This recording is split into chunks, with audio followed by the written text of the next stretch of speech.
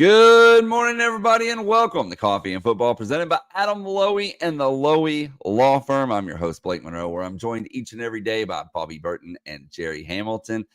Tell us where you're checking in from, what you're drinking, get your questions in. Guys, we are 24 days away from kickoff, so we got to hear who your favorite number 24 is. And Bobby, same question to you. Who's your favorite number 24? Well, my dad's favorite 24 was a man named Ted Coy. For those that don't know, on the 1969 National Championship team, ended up playing several years in the NFL, including a year in which he was the blocking back for one O.J. Simpson when he rushed for 2,000 yards. So Ted Coy, originally from Belleville, Texas, became a veterinarian in the Georgetown area. Ted still goes to Texas football practice just about every day he can make it. Hey, Gerry, you took a picture the other day of a motorcycle, by the way, that was in burnt orange. That was his. I think that was Ted Coy's motorcycle, by the way. Yeah. Hey, I also want to say, obviously, Jonathan Brooks had a tremendous year a year ago. Warren Roberson wearing number 24 this year on defense. There's Brooks against OU. And then also another running back that was kind of before some other folks. I know Joe Bergeron's a name that people have mentioned, but a guy named A.J. Jam Jones was a big-time running back. I think he was a second-round pick of the New York Jets back in the 80s. He was a good number 24 as well. There have been others. Somebody said Raymond Claiborne. Oh, Raymond Claiborne started off as a tailback in the wishbone and ended up being a 10, 15-year NFL pro at corner, primarily for the New England Patriots out of the Fort Worth area. So, yeah, a lot of guys have worn 24 that have done that well. Warren Roberson is the guy this year that's wearing that number. All right, guys. Well, let's jump to the big news. Obviously, practice well underway, but yesterday, some possible bad news coming out of camp. We'll see, hopefully, later today what happens. But what's the latest there with Cedric Baxter? Well, here's what we know at this point. Now, Gerry, I'd step in if you want to add anything, because I know you and I were both working the phones this morning and late last night as well, and we didn't get a chance to talk much before the show this morning. What we know right now is Cedric Baxter was injured yesterday during team drills, so it was team run. It was not a non-contact injury, and what I mean by that is he wasn't just running and all of a sudden planted and his knee gave out. We're told it was a contact drill, and he couldn't put weight on it. We are also told that he did not hear a pop during that situation, which is often indicative of a torn ACL, frankly. So we don't know exactly what happened there yet. He went and was given an MRI, we believe, yesterday afternoon after practice. And we are awaiting results. He may actually, and the team may actually already have them.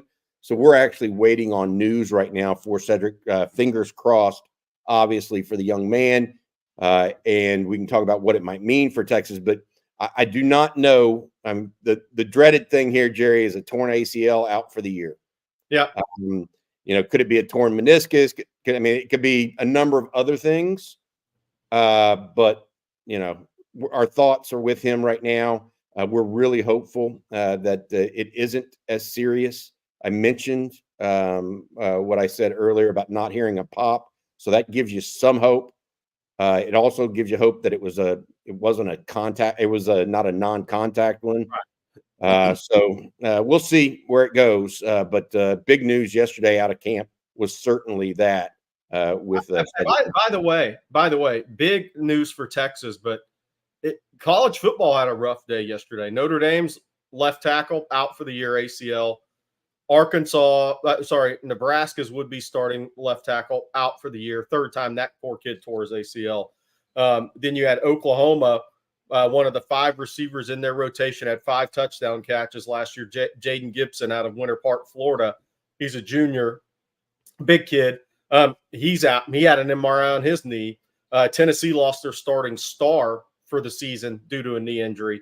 We had already mentioned that a few days ago, Florida's running back, Montrell Johnson, I think he underwent a meniscus procedure. So who knows if he's going to be ready for Miami A&M. So we've reached that point in time where some injuries start to hit. One hit with Texas yesterday, and a few hit nationally. They could be impactful to the season. I mean, Notre Dame lost their starting left tackle. Yeah. That's a big loss. It is a big loss. Obviously, with Cedric Baxter, the rest of the Longhorns. I was out there yesterday, Jerry, and Connor Stroh had been kind of held out a little bit on the injury front. He was back what looked like full go yesterday. The only one that I could tell that they're kind of being reticent or I don't know the right word. Careful is almost the right word, I think, is with Jermaine Loewy. Yeah. Jermaine Loewy in stretch, okay, is not putting his hands on the ground because of the I think it's because the labrum tear or the shoulder, maybe. Yeah. But they're telling him to, hey, I don't know if they're putting him in bubble wrap, essentially. You know what I mean? But he's being asked or being told not to overdo it, even in stretch. That's how much they want him for this season, and maybe how they're trying to take care of him before the season gets underway. All right, before we talk a little more about practice, Bobby, why don't you tell folks out there about Adam Loewy and the Loewy Law Firm? Yeah, I love talking about Adam. Adam has been a good friend of this program almost from the very outset. Thank you very much, Adam, and your firm sponsoring us at Coffee and Football and on Texas football generally. If you've been injured in a car wreck, truck wreck, automobile accident of any kind, including an ATV accident, and just think you might be due some compensation or consideration, give Adam and his firm a call or reach out to them at loeweylawfirm.com. They've been doing it 20 plus years all across the state of Texas. Again, loeweylawfirm.com. And thank you, Adam, for your support of Coffee and Football. One thing real quick. Go ahead, I heard C4 was on crutches. Yeah, they weren't letting him put any weight on that knee after practice. 100% true. Well, guys, let's talk about practice, maybe some positives of practice. What'd you hear yesterday? What'd you see? All that good stuff. Well, I mean, we had heard about a diving catch from Isaiah Bond, and then, of course, 30 minutes later, the University of Texas puts out a video, and there's a diving catch of Isaiah Bond. I'm told that came from Quinn Ewers, by the way. That wasn't shown in the video, I don't think. But long story short, Texas continues to show up. A couple of notes that I gathered from yesterday's first full padded practice. This is outside of really what I've even reported yet on ontexasfootball.com, is the platooning that they are doing at wide receiver is thorough. So they are running all kinds of permutations right now. They may do a full switch with the first three and the second three. They are putting Silas Bolden on the field at the same time as Jonte Cook. They're moving everybody in and out of the lineup. It is full on, including, by the way, Ryan Wingo. So anybody and everybody, I think that they're going to play 6 wide receivers this year. That is how this is lining up, in my opinion, for Texas. They are all capable. There are a couple that I think give you some special skill sets. I think, I see Ron McKelvey. There's a couple that give you a couple special skill sets. Silas Bolden is one. I also think that Isaiah Bond's speed gives you one there. I think Ryan Wingo's size and catch radius can be interesting. I think Jonte Cook's route running is very strong. And I will go back to this too. Quinn is I think likes Matthew Golden's reliability and catch radius. And then you have DeAndre Moore, who frankly was the first person to practice again yesterday. Jerry, you'll like to hear that. And he is, trying to emulate Jordan Whittington. Yeah. And that means as a blocker, as a teammate, as everything about it. And he's after it right now. So of all the things I heard yesterday in practice, outside of the Cedric Baxter news. It's just how, I mean, last year they were not doing this with the receivers. I'll just put it that way. They weren't mixing and matching. This year they are from the outset mixing and matching everybody, which is, we thought that might happen, right, Jerry? Or we thought they might go ones and twos and try to get everybody used to each other. But he's saying no. He's putting them all on the field at different times, different folks. I mean, he said it. Sark is transparent. He said it at the SEC media days. He said, "Look, we got more talent at wide receiver, more depth of talent at wide receiver." Is what he was speaking on. I'm not saying more front end talent, more depth of talent, wide receiver.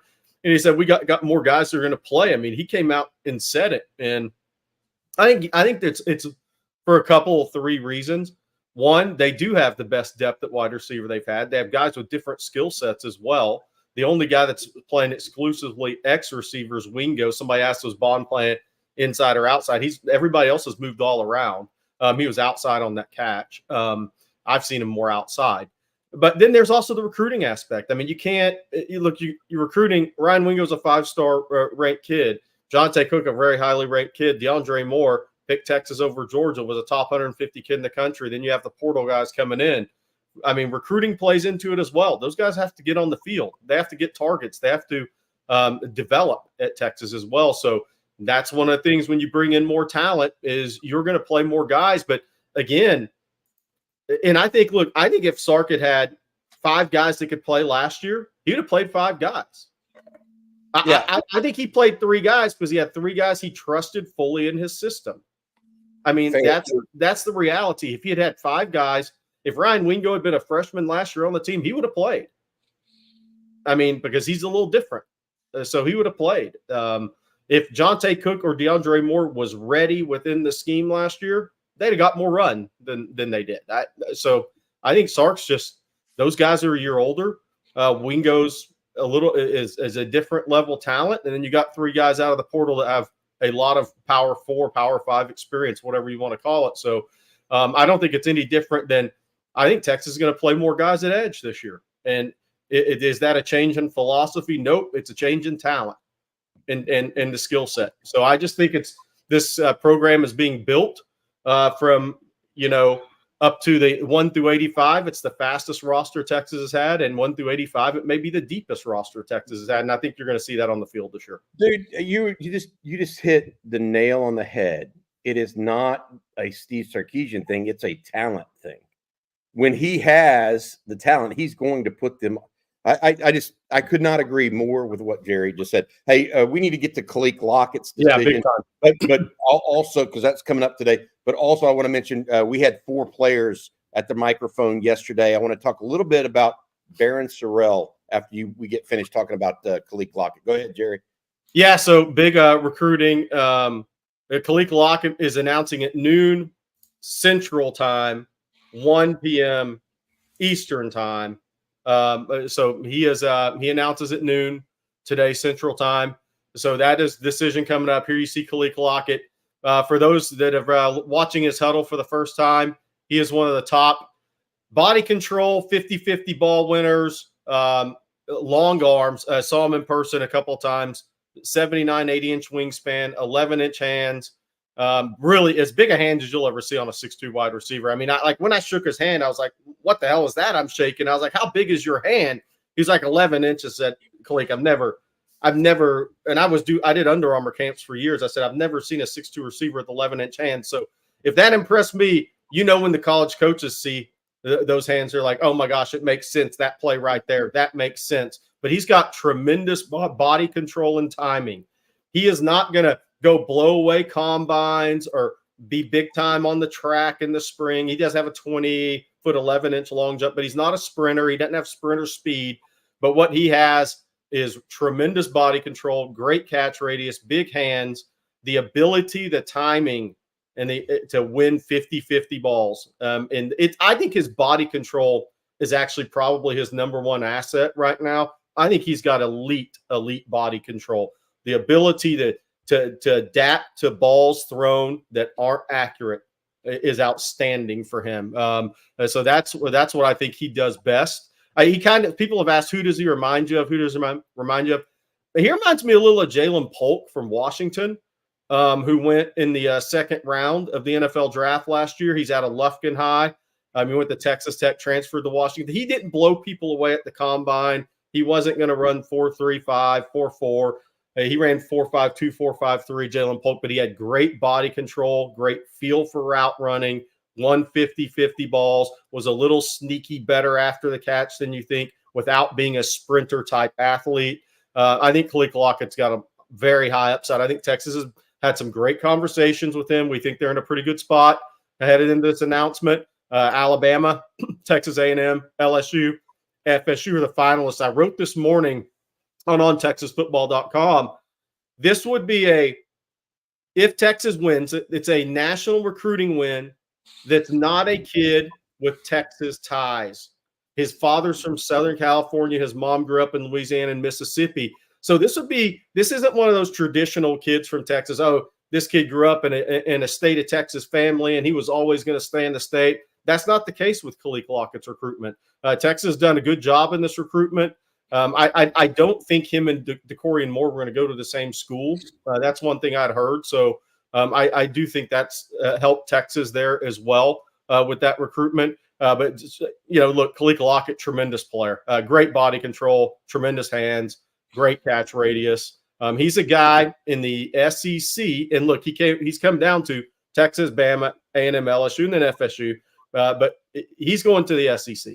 So in the SEC, what does he bring? He brings those things that go up against those tall, long limb corners in the red zone, back shoulder fades, 50-50 balls. You got to have guys like this in the SEC, Bobby. Hey, Jerry, I've got to ask you. You mentioned him and DeCorian Moore not wanting to go to the same school. That same situation's not apparent with Jamie French, right? Correct. Out of Jacksonville, it's not that he's unwilling to compete. It's just DeCorian Moore had kind of been the overshadowed force in the DFW area. Is that your thought process? Yeah. I do. I think Kekai Lockett and Jamie French talk quite a bit based on what Jamie French told me in Jacksonville. And no, definitely no conflicts there at all. Okay.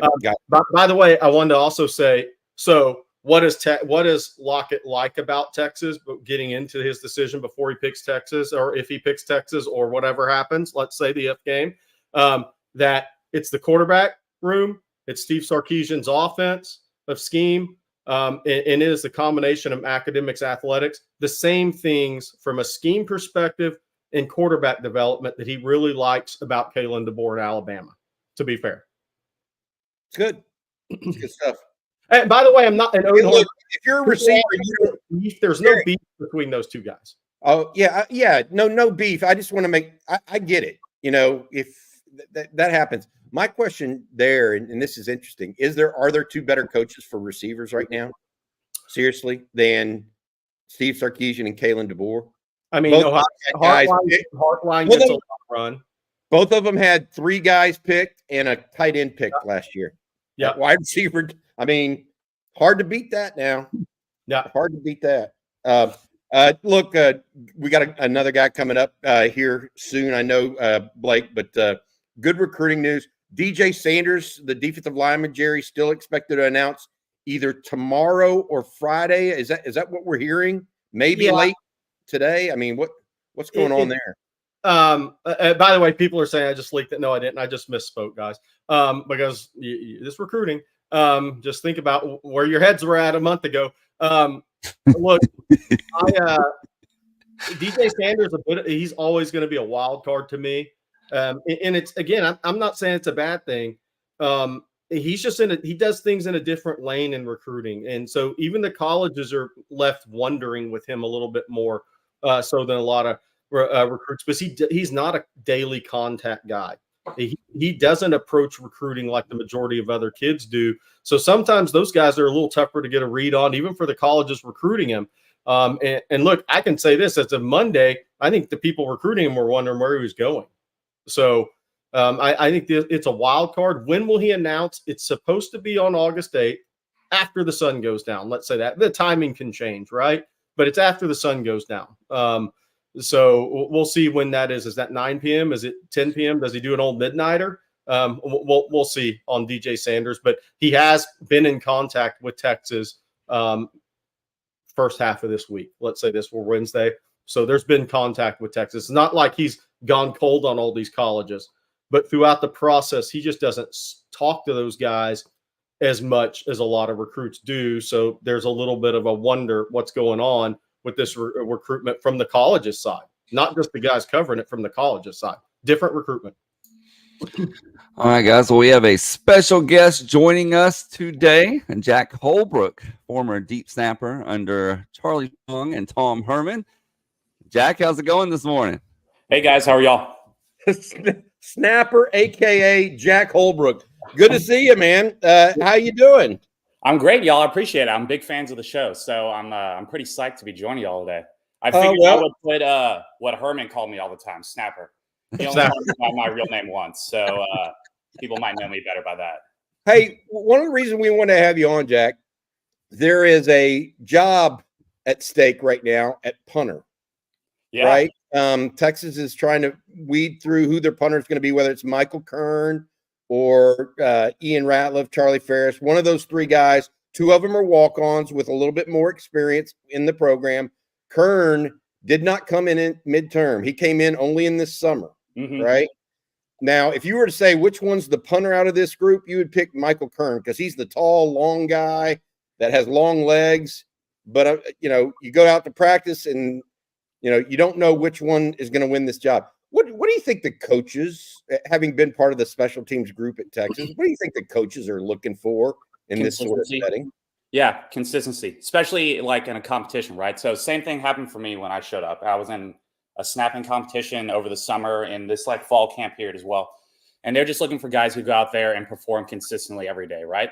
Everybody, like all those punters, I felt like I had some pressure on my shoulders too during those fall camps as well. So if you can rise above that, then the next step is you can rise above going into the game and playing. And then the next step is playing at USC, playing the Sugar Bowl, things like that. So day to day, they're just looking for, I hope that they're going to give whoever goes out there walk on or scholarship or not, whoever's going out there and hitting the best ball, turning them over consistently every day. That's what I would be looking for. Good stuff. It was interesting because I thought Ratliff, like yesterday when we saw special teams, was more consistent, maybe didn't have the depth on his punts, but Kern wasn't turning it over consistently. Yeah. And so it's clear, like, for example, it's clear that maybe Kern has the better leg, but does not have the better consistency at this point. And I'll add this. It's not like this would be unlike some things that have happened in the past where walk-ons have beat out newly minted scholarship kickers. Bert Auburn was a walk-on, and Will Stone came in, and a lot of people thought Will Stone would get that job, right? But yeah. Bert Auburn hit it there. Blake, Gerry, y'all want to ask Jack? Yeah, Jack, I want to ask you from your perspective as former player at Texas, what's the difference you see now from when you played as to why Sarkeesian's having success and maybe more on an ascending path with the program? Without getting you in trouble or getting you texts or calls. No, that's a great question, y'all. Normally I listen to you to get that type of info. I'm so out of the loop. I like the way that he's recruited. I'm really impressed. What really impressed me the most was like Jay Witt, everybody's buy-in as well. That TCU, I remember screaming at the TV when he got that TCU fumble and knocked it out after the pick. But yeah, man, he's got everybody bought in. That's the $1 million question that I've been trying to figure out as well. I want to go check out a practice or two to kind of just see what's different, what's happening over there. Yeah, guys, the biggest things that I can think of, though, will probably be recruiting and getting a little bit more buy-in. Also, he's had the coaching staff stick around for a while, which is a lot more, different than my days as well. We had a ton of turnover back in those times. So talk about that, Jack. How does that affect players when there's a lot of turnover? Because we always talk about from the coaching and the recruiting standpoint, but what about for players in the locker room when there's constant turnover? Geez, y'all are asking me questions like I was a real player. I was just hanging out on the fringes. No, but you experienced it, man. You wore the jersey, baby. Yeah. You earned it. It's just constant change, right? You want things to be similar. You want it to be in that same system, right? And so when things are kind of changing year over year, that can kind of throw everybody off. You're learning a new system. You're learning a new special, you're learning a new punt scheme. You're learning a new offense, especially for our O&D guys, because they would switch out the coordinators like every other year. So, those guys, it had to be tough just learning the new system each year coming in. So a little bit of consistency, what you learn, and being able to build off that year to year. It's definitely an improvement. I have one more question for you. I'm going to put you on the spot one more time. Absolutely. So from your view, quarterback, Sam Ehlinger, really fearless leader, tough guy. Okay. Shane Buechele, really talented passer. I don't know if you crossed with him or if he had transferred out. I'd have to look back at the timeline. But Sam, what were some of the qualities you saw in Sam? And what did you maybe take from that to say, okay, that's a key part of evaluating quarterbacks outside of what we see on huddle tapes and what we see when we watch guys in person or on TV? Because I think it's two different things, and I think it's important for teammates and players. Sam came in, and he was a unit, right? And he was just a leader from the start. And still to this day, I think we would all run through a brick wall for Sam. Sam showed up. He did everything right. First of the line type of guy. And then Herman hated this, and y'all say it sometimes, and it triggers me too. But he was a gamer, right? When those lights came on, especially when we went and played OU, this dude was tough as nails. I mean, I saw him take huge shots. But he was built like a tank. I never told anybody this. The first year Sam came in, they for some reason had me and him lift together. And what was I? I was 21, 22, and he was, I guess, 17 or 18. And this dude was squatting like 200 pounds more than me. I had to tell the strength coach, I don't know why I'm here with him. Put me in the special teams group. I can't keep up with Sam. But yeah, dude, and he bled burnt orange, which I think is a big deal too. You always see all the pictures that they throw up on the board of Sam when he was younger, wearing those UT jerseys and everything. So I think it just meant a lot to him as well. And everybody in the locker room picks up on that, right? If you're if you got a quarterback who just buys in, believes in the system, and wants to be there and wants to do right for the school, I mean, everybody wants to follow that guy. All right. Hey, I've got to ask you, what are you doing nowadays? We always like to hear what the former Longhorns are doing in the real world once they're out of DKR. What's going on with you in the real world, Jack? Yeah. So I'm working for Dell. I'm in their marketing team over here at Dell. And then I'm also on the side coaching long snappers as well. Jack Holbrook long snapping. It's such a niche position that nobody really knows about. So I figured I'd take all that knowledge and try to help everybody else out that I could. So that kind of takes up most of my time. And then if I'm not doing those two things, I am just sucking at golf right now. So yeah. Hey, you got something in common with Tiger Woods these days. Say that again. You got something in common with Tiger Woods these days. Yeah. Oh my gosh. Yeah. Hey, Jack, thanks for stopping by, buddy. Appreciate your insight, etc. I'm going to talk a little bit about buy-in because you mentioned that it being different right now. And I tell you what, that's something that David Benda mentioned yesterday, and I'll talk about it. Thanks, Jack, for your time this morning, buddy. Thank you, Jack. Guys. Absolutely. Appreciate having me. All right, welcome, man. Thanks, okay. Jack. The reason I asked him about the Sam question is for Texas fans, obviously. But at SEC Media Days, and I said this at the time, Brady Cook and their different players so much reminded me of Sam because he stood up there in front of the cameras and he said, my only dream was to be the quarterback at Missouri. He struggled through a couple of those first seasons at Missouri and that coaching transition, his first year as a starter. And he pretty much said, look, man, I knew at times the fan base wasn't happy with me as a player. They didn't think I should be the quarterback at Missouri, but all I've ever wanted to do is win as the quarterback at Missouri. And I walked away probably as impressed with Brady Cook as anybody that that did a media session at SEC Media Days, because I'm not sure I'll ever run across another player again that loves Missouri as much as Brady Cook does.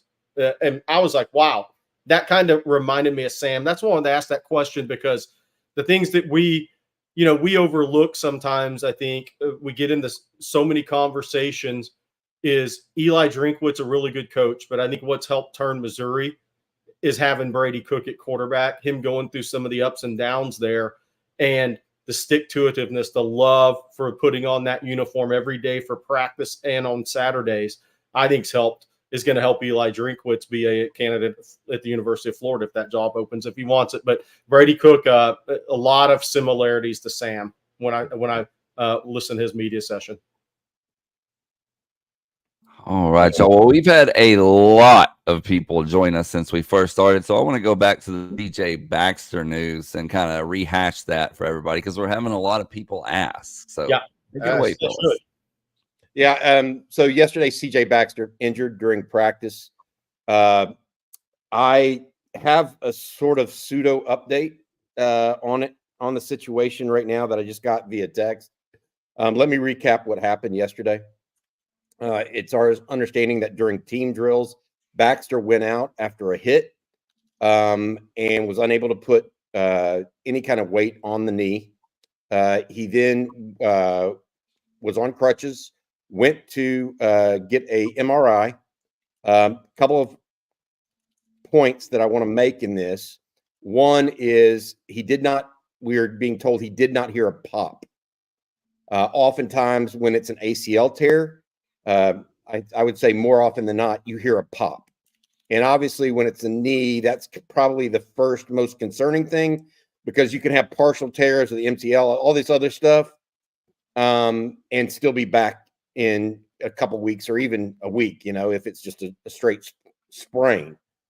So there's some hope there. But I think right now, based on what I'm being told, they're working through opinions, et cetera, on things. And so that's the update I have. I do not expect there to be any announcement per se immediately. If it happens, it happens. But we should know something in the next 10 to 12 hours, I think, on that situation. There is concern, and there was major concern yesterday that it could be serious. I've got to say that. Now, there also was some hope there too. So fingers crossed right now is my bottom line for Cedric Baxter. I do not know the outcome yet. And I'm sure that I don't think the university will necessarily make an announcement. I think the information will be leaked. And we'll find out sometime this afternoon, early evening, probably. And by the way, I think we need to reiterate it wasn't a non-contact. Right. It was and it buckles and you go down and everybody hears the pop and they're like, oh my God, it sounds like a shotgun. That's not what we're talking about here. We're talking about in team. It was within team, not a non-contact one. Okay. By the way, I think what we do need to talk about though, guys, because there's been a lot of questions about it, but it's a hard thing to talk about because if we talk about it, people are going to be like, oh, they're acting like Cedric Baxter is done for the season. Look, Texas, the news is not out yet of Cedric Baxter's severity of his injury, but we have asked which of the freshmen is most ready, because we talked about this the other day. Injuries are going to happen. We talked about it. That's the game of football. It's a physical sport, and guys that have very strong quads. And I mean, I hit on it earlier. There's been a bunch of knee injuries in the last 2 days of college football, impact players. So, Bobby, Jarrett Gibson, Christian Clark. We know Jaden Blue is 2, and Trey Wisner is 3. Behind that, Jarrett Gibson, I think, has gotten more 4 reps than Christian Clark, but they've rotated. So I don't know if we've seen enough from those guys. They're different runners for sure. They both have power 4 ready bodies. I believe Jarrett Gibson was born doing push-ups by his second week of life. But both those guys are compact, powerful bodies. They're physically ready. Jarrett Gibson more of an in between the tackles, hide, dart type of runner. Christian Clark is more of the violent, stick your foot in the ground cut guy. But that jump cut, that skip cut is explosive for a guy that carries the weight he does at the age he is. So they're different runners with different strengths, but they're both physically ready to go. Yeah, and I think that the reason why we're talking about those freshmen, Jerry, is because the type of back Cedric Baxter is, and the type of backs Jaden Blue and Trey Wisner are. Yep. So Baxter is your bonus sized back. He's your 215, 220-pound guy that's going to try to get 1 yard on 3rd and 1, right? He's the guy you hand it off to. Now, I'm not saying Blue or Wisner are incapable of that. They're just not ideally sized to move a pile. That's just not who they are, right? The 2 freshmen actually do have that kind of size potentially. Gibson is put together like a rock, to your comment, Jerry. And Steve Sarkeesian did comment on Monday that Gibson is having a good camp so far. Called him out specifically among the freshmen. So maybe he gets the first chance over Christian Clark.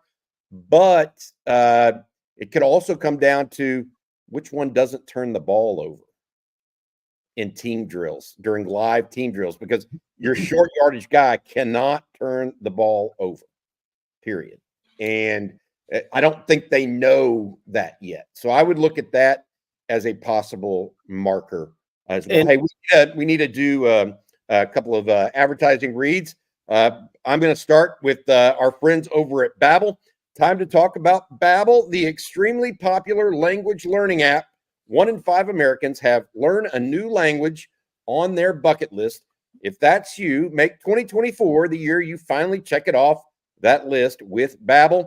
Be a better you in 2024 with Babbel, the science-backed language learning app that actually works. Don't pay hundreds of dollars for private tutors or waste hours on apps that don't really help you speak the language. Babbel's quick 10-minute lessons are handcrafted by over 200 language experts to help you start speaking a new language in as little as 3 weeks. More than 16 million people have used Babbel. I've been using Babbel for going on about 2 months now, and there's no doubt about it. I'm getting much, much better with my Spanish. It used to just be Spanglish. I'm trying to incorporate some real speaking habits there.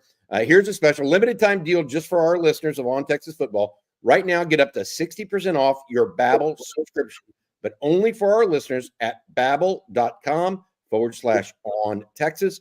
Get up to 60% off at babbel.com/on Texas, spelled BABBEL.com/on Texas. Rules and restrictions may apply. And I also need to tell folks out there about HelloFresh. And with HelloFresh, you get farm fresh, pre-portioned ingredients and seasonal recipes delivered right to your doorstep. You can skip trips to the grocery store and count on HelloFresh to make home cooking easy, fun, and affordable. That's why it's America's #1 meal kit. We all know home-cooked meals are so much better for you, but you don't always have time to pull them off. With HelloFresh handling all the meal planning, shopping, and most of the prep, it's easier than ever to get dinner on the table quick and painless. And that's what I love about it. I'm a busy guy who chases his kids around, especially now that school started today. They're all playing sports, so I don't always have time to sit around and cook. In fact, we rarely do. And that's why HelloFresh lets you easily customize your delivery from week to week. You get to tailor everything to your schedule by adjusting your delivery options. HelloFresh also has a phenomenal deal for our listeners as well. Breakfast is a meal you don't always have time for, but they have you covered. You get free breakfast for life by going to HelloFresh.com/free-on-Texas, and you get 1 free breakfast item per box while your subscription is active. That's free breakfast for life just by going to HelloFresh.com/free-on-Texas. And again, HelloFresh, America's #1 meal kit. Okay, guys, we have a lot of questions. Let's do it. Super chats we need to get to. And we're going to start here with UT Boy. He says, fingers crossed, hook 'em, and prayers for Baxter. Thank you, UT Boy, for the super chat. We appreciate it. And then let's see here. While we're on the subject of Cedric Baxter, we got lots of questions regarding that and the running back situation. So let's just jump right into those. Champ Bailey 3. Do you think Texas has to worry about CJ Baxter's health, considering his history with injuries? I think this one's different than the others, right? To my Jerry, unless you know something that happened during his high school years, everything he's had to this point has been ankle. Nothing's been knee, shoulder. Knee is a different cat now. You agree with that, Jerry? Yeah, and it wasn't a non-contact. What are you going to do? if somebody falls into you. I mean, that's not, you can just be a little snake bitten, but not, injury prone as well. But it was, a lot of people reference high school. Look, I covered that recruitment. I went to Edgewater 2 or 3 times. They held him out of 5 games his senior year because they were a 10-0 team and were going to blow people out. If they had been tough games, he would have missed 1, maybe 2 games with the minor hamstring pull. So they set him out because they could, because it was more important for the playoffs. And that high school coach wasn't going to win at all costs and bring a kid back that just to pad his stats and get him player of the year in Florida and all the stuff like that. So he didn't have major injury history in high school. He's had a rough start in college.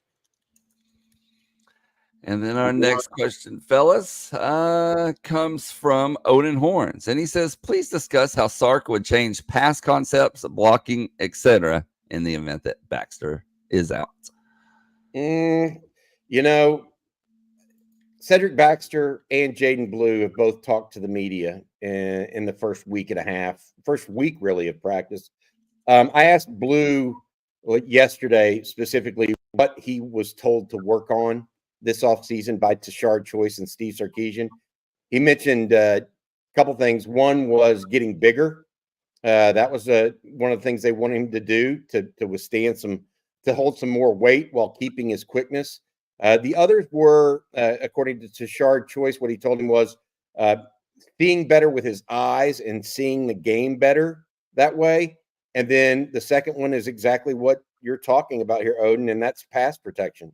He was told that, hey, you're not going to play if you can't pass protect, especially in not here and not in the NFL. And we've talked about that. That's what Kyle Flood said in preseason too. He said, look, the thing about Tashard Choice and his running backs, they know the importance of pass protection. And so you're going to get that from these players. And I think that's big news personally. And so I don't know how much they'll change it. I would say that inside zone run that Sark likes to rely on is not necessarily what Jaden Blue and Trey Wisner are going to be best at. So how much, Odin? It's too early to say if Baxter is out for any extended period of time. But that inside zone, man, I don't know that Blue or Wisner, that's not necessarily their bailiwick. So good question. Yeah. So I want to just keep clarifying because we have a lot of people that are jumping in. Justin Rosenthal, if we assume Baxter's non-contact injury is serious, it wasn't non-contact. That's the one thing we want to say. It was a contact injury. What does the running back depth chart look like? Who's the third down back? Or the third back? The third down back, the Texas didn't have an issue there. I mean, Jaden Blue and Trey Wisner are tremendous receivers out of the backfield.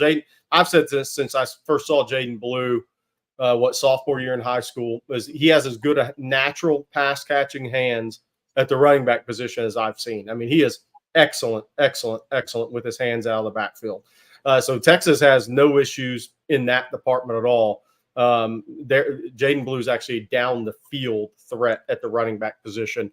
Who would be, to Bobby's point though, look, if Baxter's out for an extended period of time, who's your red zone back? Who's your guy inside the 10 that you're going to hand the football to? I think that at times, depending on who you're playing, you could spread them out and go with Blue. You could go more spread in the goal line. But if you go more traditional, what Texas likes to do in the goal line, that may lead you to a Jarrett Gibson, a guy who's 5'9", 210 that can hide and see a little crease and get 3 yards to get to the end zone, can fall forward and get that yard you need. So that'll be interesting to see how that stuff plays out. Short yardage and red zone, I think, would be impacted. And then we have a super chat from MP Houston. Thank you, MP. He says, Ron McKelvey, the greatest number 24 in UT history. I mean, if you call lying to, thousands of people to get an extra couple years of college to be a backup defensive back, For people unaware, this is the guy that pretended he was someone else to get extra years of college eligibility. He was kicked out of Texas right before the Sugar Bowl against Virginia Tech.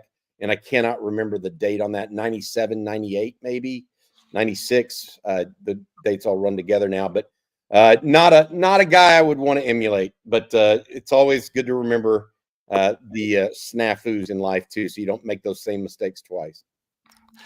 And then AJ with the super chat, kind of going back to Baxter once again. He says, "What would the recovery time frame be, and are you confident in Gibson?"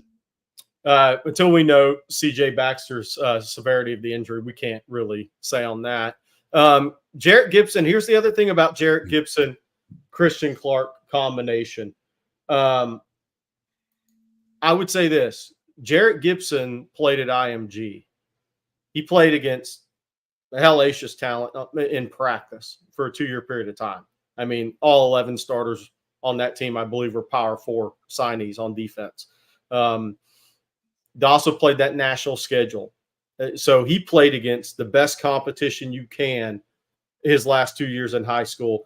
And the reason that could help him if he's forced into action earlier is that the holes pinched a little quicker on IMG's schedule than they did playing high school football in Phoenix. So there's a little bit of a difference there. So from a vision standpoint, having to play with your eyes up more so, Jarrett Gibson probably had a little more of that in high school, even in a practice setting. I've been to some of those practices at IMG now. Those are real tough practices if you're a running back, because every time you take a handoff, you're having to be reactive quick in your peripherals, because there's just so much talent on defense at IMG every year, and a lot of it's front seven guys. So they're playing on your side of the line of scrimmage a lot of times. So that could help Jarrett Gibson if he's forced into action a little earlier, and it may be why I think that's helped accelerate him as an early enrollee at Texas. And then another super chat here from Jay Lee. Thank you, Jay. As always, excuse me. He says, "Bobby, tell Jerry that you like his hat in Spanish." All right, I like. Mi gusto tu sombrero, Geraldo. There we go. That's the best I got. That was pretty good. I'm trying. I know mi gusto, and I know it's tu, and I think sombrero, but I don't know if ball cap is different than an actual sombrero. That was my problem with that one. Hey, guys, I want to, before we go to another advertising break here, I want to talk about buy-in a little bit. Jack Holbrook talked about that, and the thing with me that we had this talk yesterday a little bit, and buy-in was something that David Benda mentioned yesterday, and it was very important to me. I asked him, what is the difference between when you got here and now from a culture standpoint? And he kind of did a double take. He said, buy-in. He goes, the buy-in. Everybody does what we're told to do. You know, it's almost like it's expected now, as opposed to, oh, well, maybe these guys are going to be around next week or next year, these coaches. So when Jack talked earlier about the switching out of coaches, right? You don't get as much buy-in that way, right? If you're constantly switching out, you actually know what to expect from not only a Steve Sarkeesian, but a Jeff Banks, a Blake Gideon, a Terry Joseph, Kyle Flood, Tashard Choice, Chris Jackson. You know what to expect from all those guys, and it's easier and more conducive to players to be able to buy in. And I feel like that's what they're doing right now. And immediately, right next to David Benda in that media room yesterday, the next person up was, or right before him, was Jaden Blue. Okay. There were 4 guys yesterday. There was David Benda, Gunnar Helm, right, as well as Jaden Blue and Baron Sorrell. Well, Sorrell, Helm, and Benda have always been these guys that have been team guys, not extremely highly recruited, etc. Jaden Blue was the highly recruited one of that group, right? We know that he thought about it at one point in time entering the portal. A lot of these guys think about it, so that's not some, it's not the dreaded letter A on your chest.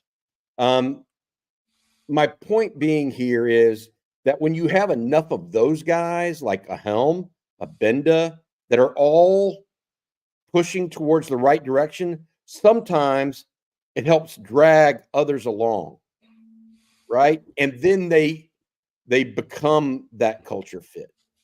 And look, I just see that right now, and I think it's indicative of how things can get going in the right direction and build on themselves. Because Jaden Blue could have easily transferred out, went to Houston or, somewhere, anywhere really, and played. But, he took Bijan Robinson's advice and stayed patient. And here he is now with Cedric Baxter's injury, and we don't know the extent of it yet. He could be a focal point of the offense or the running back focal point for sure. It's important. That's all. Yeah. I totally agree. And look, we've talked about it in that sophomore class. Whoever they've brought up has been so impressive to me. Anthony Hill, Baxter, Manny Muhammad, Jonte Cook, whoever they've brought up in front of the media from time to time and dealing with those guys, the high school level, so impressive. Ant Hill, Manny Muhammad, and Cedric Baxter's talk like professionals. They did in their senior year in high school, right? They were really ahead of the game in that regard. But speaking of buy-in, I need yours. It's that time. Look, we need some buy-in. We're 24 days away. I can't let you get the DKR. Not looking good. So it's time. Fellas, do you want your grooming routine to be a one-and-done deal? Well, the days of using the same trimmer for your face and your private parts are over thanks to our friends at Manscaped, and they are our friends. They've come up with the ultimate package to keep your hairs trimmed from 12 to 6, introducing the Beard and Balls bundle featuring the Lawnmower 5.0 and the Beard Hedger, a trimmer for the moneymaker and another for the boys downstairs. Get 20% off plus free shipping with code ONTEXAS, all caps, at manscaped.com. That's 20% off plus free shipping with code ONTEXAS at manscaped.com for the premium grooming experience. Trust Manscaped. Look, first up, guys, it's your ball's best new friend, the Lawnmower 5.0 Ultra. Say goodbye to those endless passes. This trimmer gets it right the first time, cutting through the bushiest of bushes effortlessly while being gentle on the skin and your delicate places. And I'm throwing in an extra ad for the read. The crop soother, don't leave home without it. Hotter than the brush fire in August.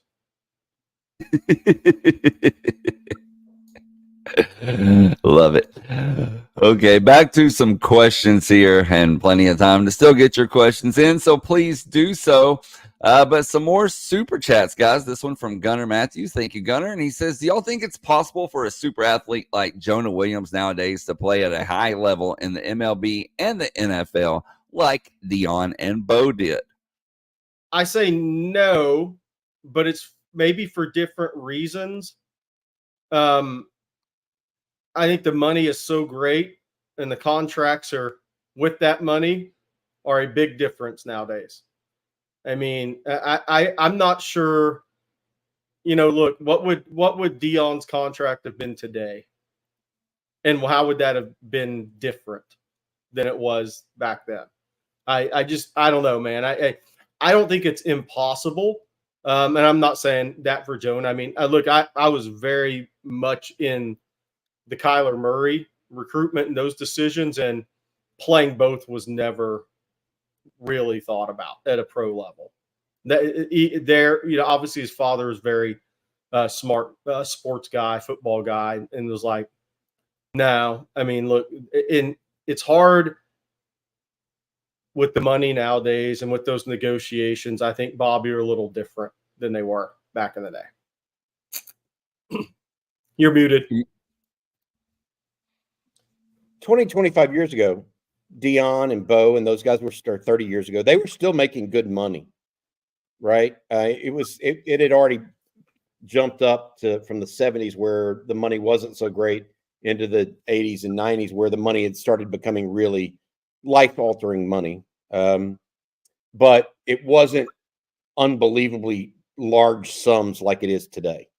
I mean, you sign a quarterback contract that's worth $500 million like Patrick Mahomes, why would you want to go throw a baseball? You don't need the extra 20 million that you could get, because that's your interest on $500 million. It's different. I will say this, and I'm a firm believer. I do think there are anomalies in life. And what I mean by that is I thought Bo Jackson and Deion Sanders both were. They were super freak athletes. So I don't know that Jonah Williams is a super freak athlete like that. So I don't know if that's possible, but I would say that he will more than likely pick one and make a lot of money at that one than he is to play both. That doesn't mean he can't take both paths until he has to make that decision, which is, I think, what Gerry thinks he's going to do right now based on his conversation with Jonah earlier this week. Take both paths until you have to make a decision and then go from there. True. One other. The Bo Jackson for 30s, unbelievable if you haven't seen it. Yes, that is a good one. All right, Texas Beats with the super chat, and he says, "Me gusta tu cachucha." That's your cap. I guess that means ball cap. Yeah. And it's also feminine because it's gusta instead of gusto. Sombrero is masculine. There, that's why I said gusto. I'm just telling you, I'm killing y'all with my elementary Spanish knowledge. You're getting there, though. That's all that matters. You're learning, Bobby. Piece by piece. Bobby, on my little thing yesterday, I only got 8 out of 10 right, so I was a little disappointed. It dinged me twice. We actually have a good question on Jonah. I want to bring this up because I talked to somebody close to the recruitment about this. I wonder if Jonah's brother encouraged him to enjoy the college life after his own journey. He had an older brother that obviously was a sandwich selection, had a cup of coffee in MLB. No, and the reason is that it's so different nowadays. I think people think about minor league baseball as you're making pennies on the dollar and you're staying at Days Inn and you're on a Trailways.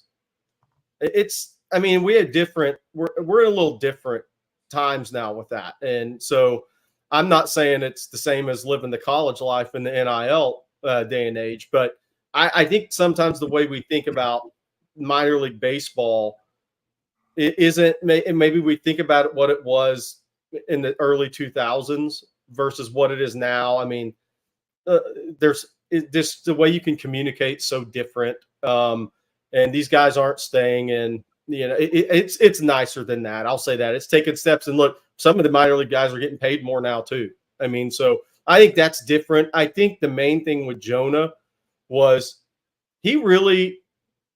it may be a Kyler Murray situation with him. And I'm not saying they're the same athlete or player because Kyler was a super freak at 5'9.5",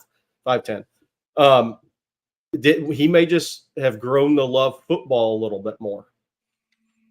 It may be as simple as that. So he wants to give football a chance.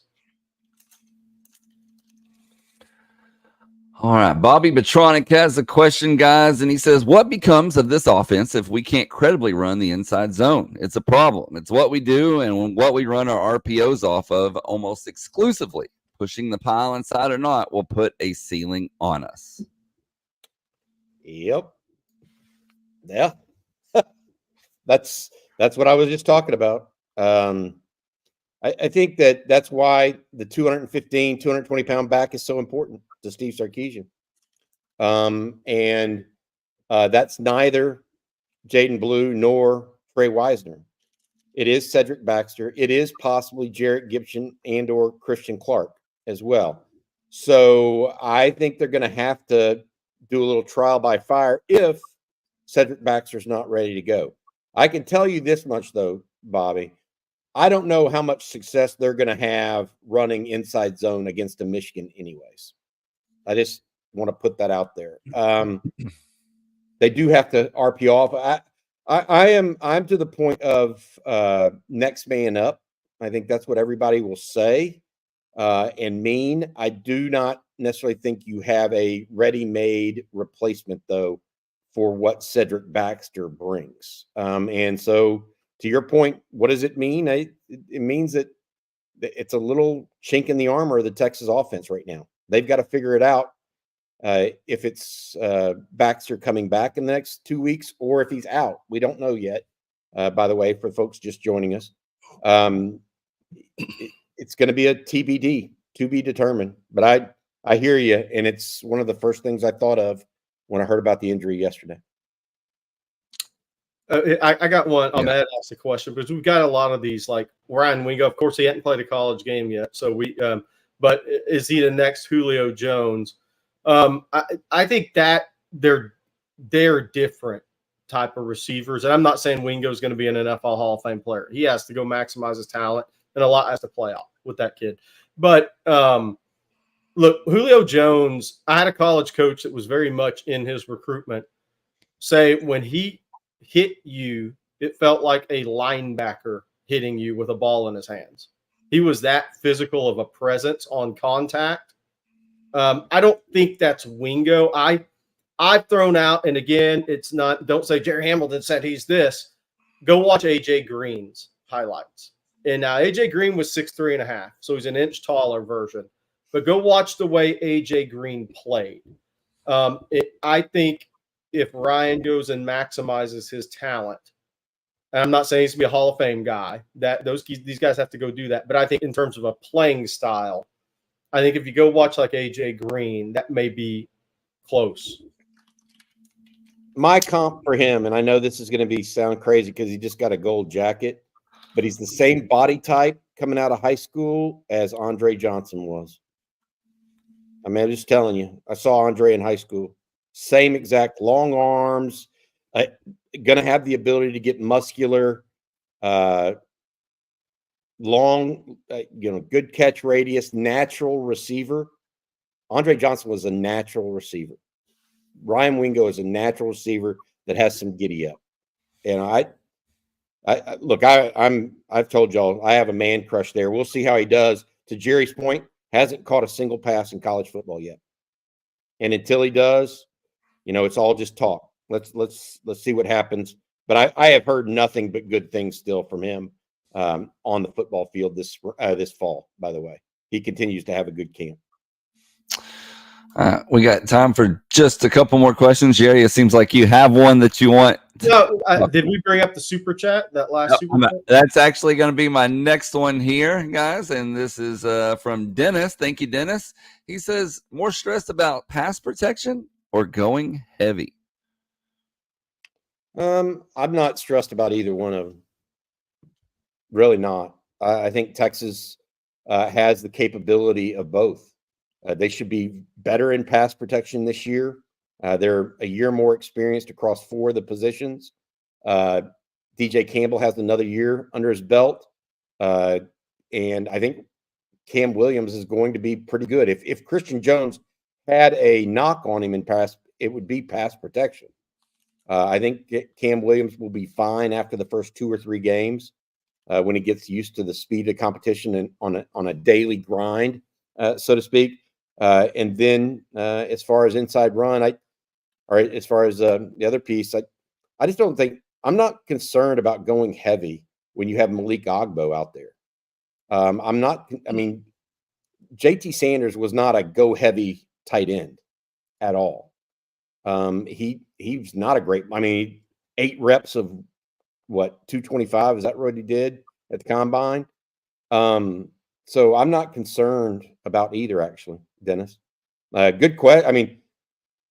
I wish I could say I was, but that's one of the strengths of this offense. I don't think they have a lot of weak points at this point.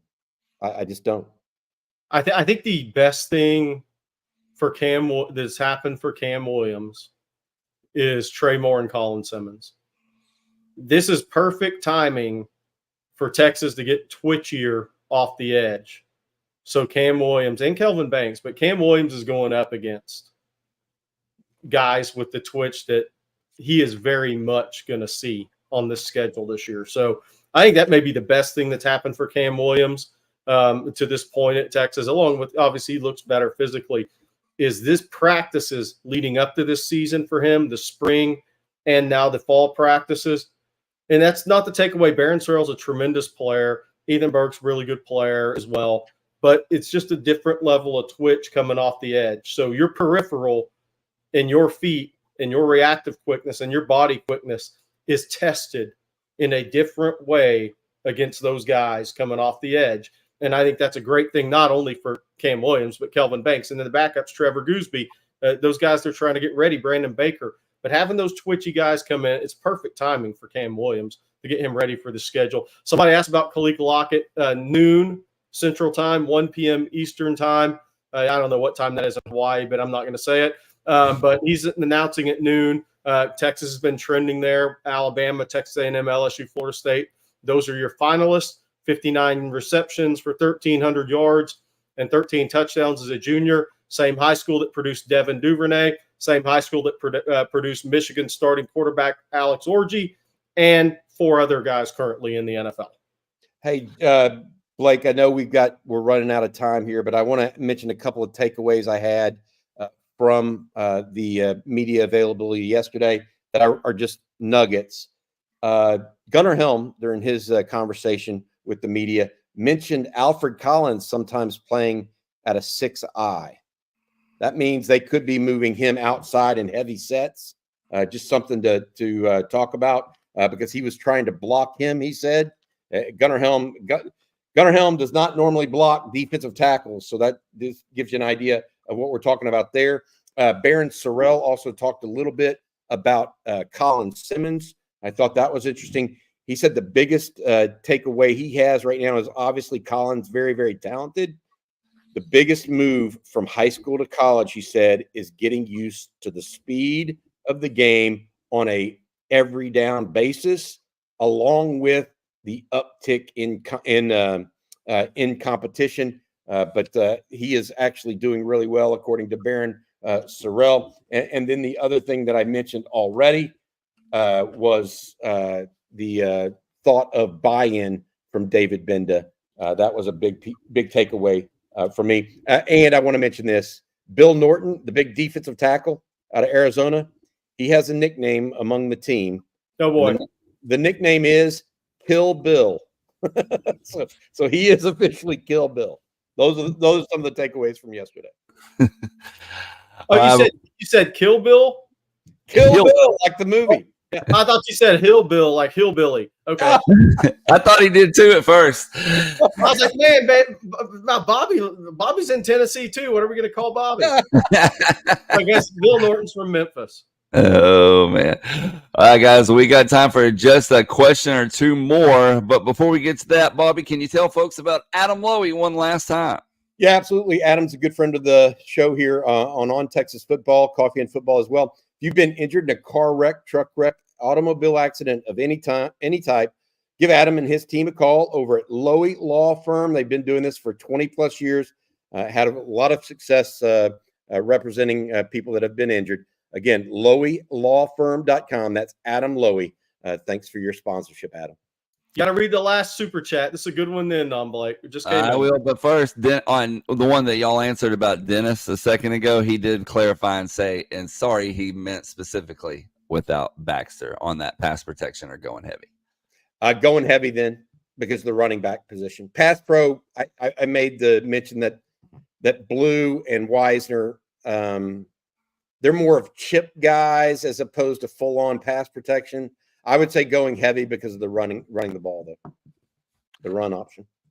And then our last one for today is a super chat from Antonio Harris. Thank you, Antonio. And he says, do you think we'll see more pony packages now? That's been the plan. There was more of that in the spring. That's been the plan. Let's wait to see what the word we get on Cedric Baxter is injury, because that could always change plans in some way. Yeah, and it takes if it's not Cedric, if Cedric Baxter's not in there, it takes away a lead blocker because you're not going to have Jaden Blue lead block or Trey Wisner necessarily lead block. So it takes away one of the options. So they'll play the cross. I would say that that actually hurts it because they'll draw some tendencies from it. And allowed, we have one other super chat that just came in. This is the one I was talking about. This one from Tex Beats. Thank you, Tex Beats. He says, we have to beat Oklahoma. I think we're all tired of them yapping 24/7. I mean, yeah. I mean, look, Danny Stutzman, I actually like him, entertaining guy. He was a pretty funny guy at the SEC Media Days, but if he wins 2 in a row and gets the walkout on his podcast for the rest of the time, that'll be interesting. Texas needs to pay him back this year, I would say. Yeah. Texas needs to put their cleats on their chest, on OU's chest, and grind in. That's what I think this year. I mean, they should have won last year, and it just didn't play the end of the game well. So yeah, I agree. They better win this year. By the way, I was watching a couple of videos, some workout videos in the last couple of days. Jackson Arnold better play well. Mike Hawkins is coming for him. There you go. That's the freshman quarterback out of the Metroplex. I agree. I just think he gives them an out athletically with his feet. Yep. Well, that's going to do it for today's episode of Coffee and Football, presented by Adam Loewy and the Loewy Law Firm. We want to thank them, along with HelloFresh, Babbel, and Manscaped, all for sponsoring today's show. Big announcement coming up here in a few hours. So I know y'all are going to have coverage on that. What else do we have coming later today right here on Texas Football? Yeah, we're just covering that. We'll be online. We'll be on the YouTube. Bobby, we can talk about that. DJ Sanders, look, he could announce at midnight tonight. He could wait a few hours. We'll see. Everything's on the table with him. That's why I've kind of been hinting at a midnight. Is going to pull the old midnight announcement. That I've been kind of hinting at that all week because that's on the table with him. So we'll see if he does. I'm sure you guys will be asleep, but we'll tell you all about it. Yeah, I think today is a big day from a recruiting standpoint. Kekai Lockett, obviously, but I don't have any problem saying that monitoring the situation with Cedric Baxter takes priority today. The Horns are off of practice today. They do not practice today. They go back out at 9 a.m., I believe, on Thursday morning. So Cedric Baxter, we're thinking about you, dude. I hope everything turns out okay for you. I do, as much as I will say this as well, as much as it would hurt the Texas team, I think, not to have him this year.